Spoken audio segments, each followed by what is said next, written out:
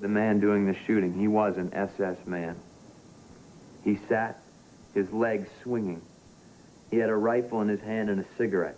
The people, completely naked, stumbled over the heads of those lying there and stopped at the spot indicated by the SS man. They lay down on top of the dead and wounded. Some stroked those still living and quietly spoke to them. Then I heard a series of rifle shots. Why didn't anybody do anything? It's a good question. People have been trying to answer that question for 50 years. Why didn't anybody do anything? What could they have done? And when? Before the final solution, the mass deportations, the murder of 8 million innocent men, women, and children, there was this.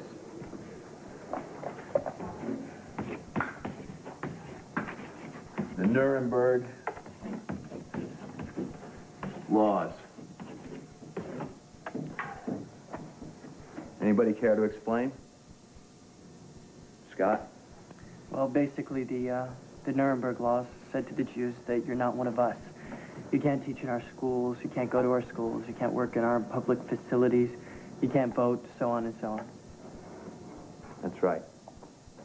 Once you start pointing a finger at people and excluding them on the basis of race, religion, politics, or gender, you've taken the first step toward a human catastrophe. Put a sign on people that aren't like you. These are the signs the Nazis used. Jews, Jehovah's Witnesses, homosexual, all branded enemies of the Aryan race, subhuman, set apart, demonized, and ultimately deported and killed. Wait a minute, Smith Dilly. You said Jews, homosexuals? What? So funny, Bobby. Nothing. They came for the communists, and I wasn't a communist, so I didn't protest. They came for the socialists, and I wasn't a socialist, so I didn't protest. They came for the labor unionists, and I wasn't a labor unionist, so I didn't protest. They came for the Jews. I wasn't a Jew, so I didn't protest. When they came for me, there was no one left to protest.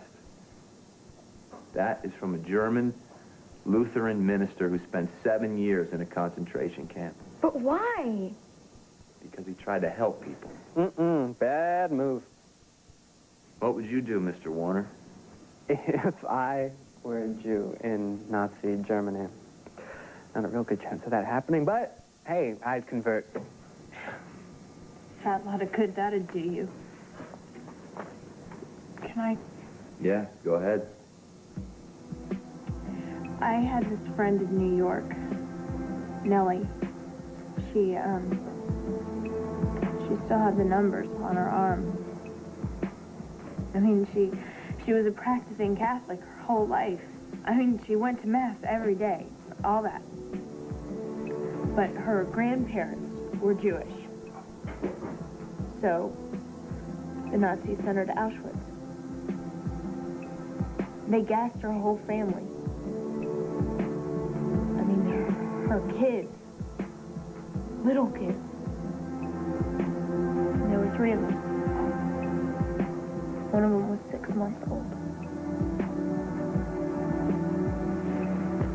Let me ask you again, Mr. Warner. What would you do? Hey, it's not like I'm ever gonna have to decide. Don't be so sure. Look at Rwanda. Millions of people, innocent people killed because of their tribe. Not soldiers. Families. Not politicians. Grandmothers. The reason why we study the Holocaust is because if we've learned anything from the blood-spattered 20th century, it's that a Holocaust can happen anywhere at any time, given the right amount of hate, the labeling, and the branding. Anita, you don't look like an Aryan girl. You got gypsy blood inside of you, right? I got a patch for you, right here. Jacob, your last name's Rosenberg, right? Isn't it? Yeah, I got a patch for you right here. And you, I've heard you spouting Marxist rhetoric on the debate team. I got a patch for you. And me, I wear this pink triangle. Because I'm gay.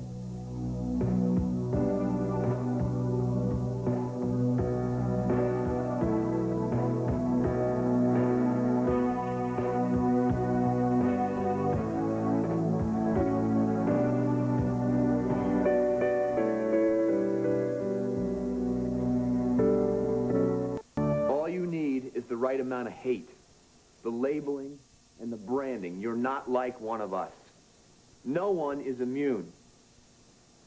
Anita, you don't look like an Aryan girl. You got gypsy blood in you? Don't deny it. I got a patch for you. Jacob, I got a yellow patch for you. Your last name's Rosenberg, right? Elaine, I heard you spouting Marxist rhetoric on the debate team. I got a patch for you. And for me, I wear this pink triangle. Because I'm gay. Anyone who didn't fit into Hitler's Aryan ideal had to be cut off from the master race. So he came up with a final solution. A genocidal game of tag. Jews, communists, Marxists, homosexuals, all labeled and stripped of their own individual identity. Punishment for nonconformity was exile and extermination. Carla. Carla.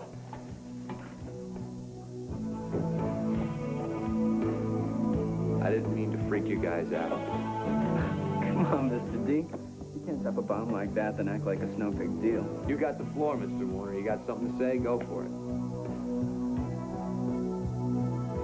Miss Santos. Can we talk more about you and this gay thing?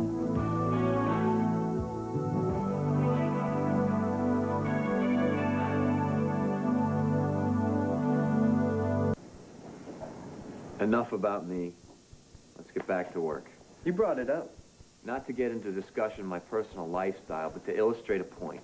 If you had lived in Nazi Germany, you would have been killed just because you're gay. That's right.